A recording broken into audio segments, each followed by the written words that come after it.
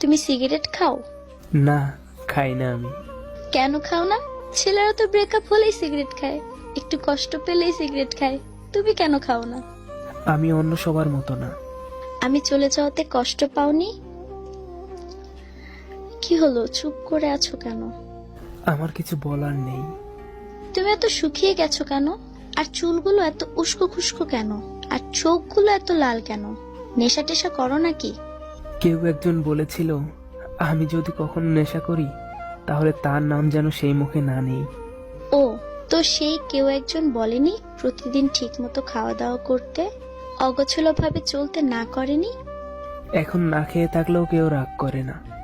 আমি চলে গেছি মাত্র 1 মাস, এই কয়দিনে নিজের কি অবস্থা করেছো দেখেছো? বিয়ের পর তো বাপের বাড়ি 2 মাস করে বেড়াতে যাব, তখন কি করবে শুনি?